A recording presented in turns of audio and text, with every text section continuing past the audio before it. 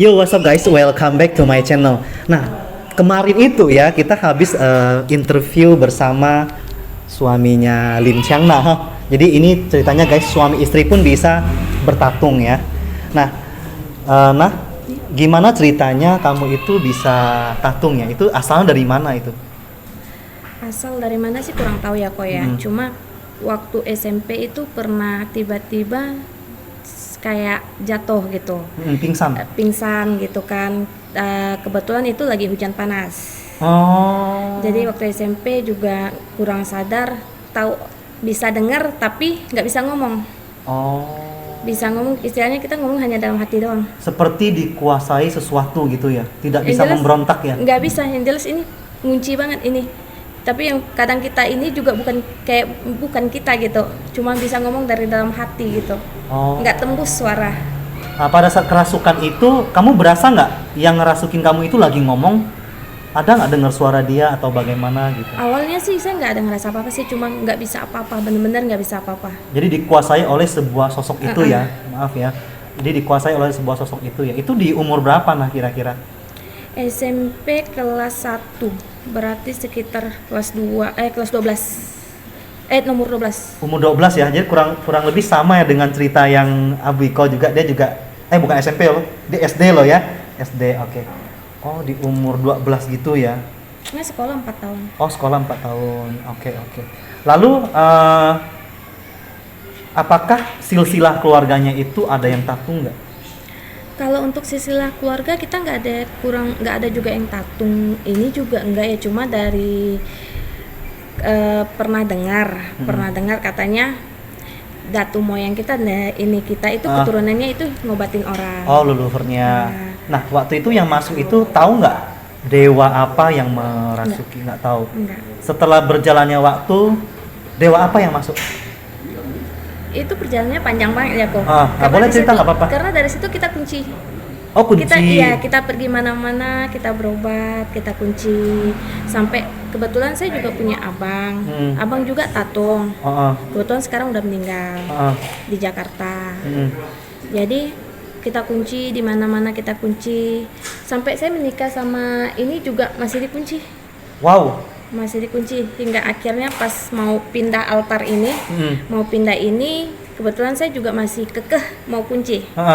Saya kekeh masih, sebenarnya sih bukan kekeh kunci sih, sebenarnya kekeh lebih mau buang. Oh, nggak mau ya, nggak mau. Memang sebenarnya bagi seorang petatung itu mereka tuh kalau bisa nggak mau lah ya, nggak. Kalau bisa nggak tatung sih bagus gitu ya. Kalau saya lebih maaf ya ngomong kasarnya ya. Lebih ke malu saya. Ke malu ya. Karena saya perempuan. Oke. Oh. Lalu pada saat di sini sudah dijadikan sebuah altar, itu kira-kira ingat nggak umur berapa kamu mulai menerima atau memang dia tiba-tiba masuk?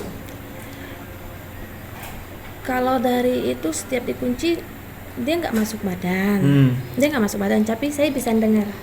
Oh, bisa dengar bisikannya.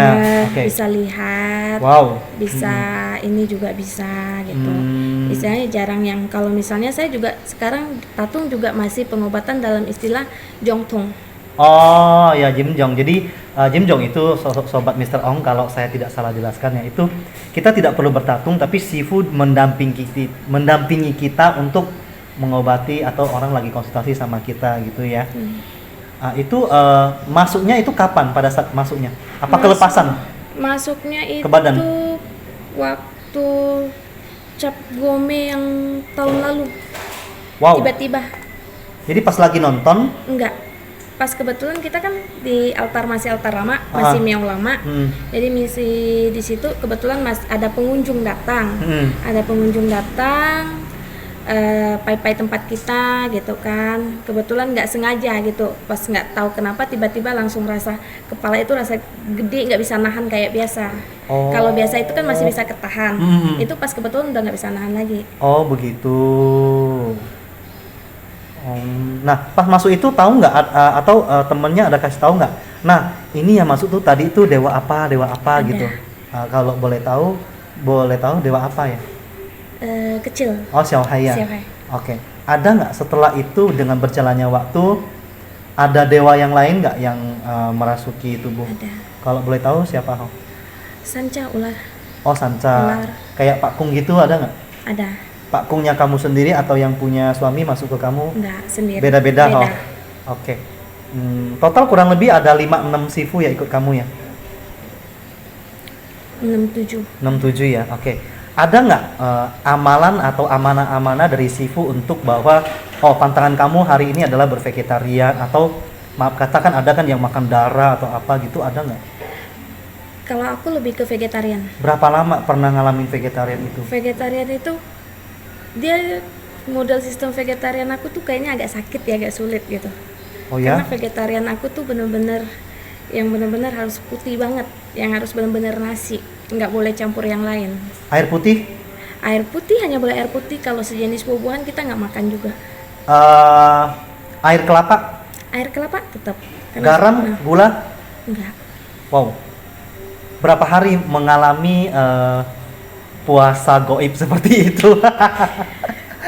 Itu udah kena 49 hari udah nggak mampu sebenarnya, disuruh 100 lebih. Wow. Cuma udah 49 itu aku bilang pelan-pelan, nggak bisa sekaligus. Iya. Karena kita juga, misalnya aku juga harus ngurus anak, Oke. ngurus rumah gitu. Harus masak ya. Oh iya Tapi ya. kalau misalnya kalau udah VG aku nggak masak nggak apa. Karena kalau VG-nya aku nggak bisa cium bau-bau ini, nggak bisa. Enek ya langsung ya. Kerasa itu udah batal. Kerasa batal. Iya. Tetap Masak udah pun dibilang. sebenarnya batal loh ya. Iya. Masak atau antri makanan nggak VG ke suami lagi kerja itu juga sebenarnya batal loh ya. Karena batal. Karena kalau misalnya dari sistem aku, karena kan dia kasih tahu bisik. Ah, Kalau misalnya ini kita cium bau aroma yang bukan VG ya, bukan VG, dia udah tetap udah bilang nggak bisa lanjut. Berarti aku ngulang VG itu berkali-kali. ayo. Nggak bisa kayak waktu itu 6 hari stop, berhenti, gatal, lanjut lagi, coba lagi, berapa hari batal lagi. Sampai berapa kali? Berkali-kali ya, Jo? Berkali-kali sampai dapat 49 hari benar-benar yang bersih banget. Itu rasanya gimana setelah dapat? Senang bercampur haru ya? Sedih sih, seneng sedih tapi nangis gitu. Nangis ya karena ternyata Gue sanggup gue gitu. sanggup gitu ya. Berarti kamu 108 hari bisa loh. Apalagi maaf ya kalau mau diet pasti tercapai itu. Bener nggak? Bener. 49 hari langsung pakai baju keren-keren cakep-cakep masuk semua ya. Cuma memang benar ininya sakitnya juga tidurnya di sini duduk. Dia juga maunya istilahnya aku itu kalau VG itu dia maunya aku Suci.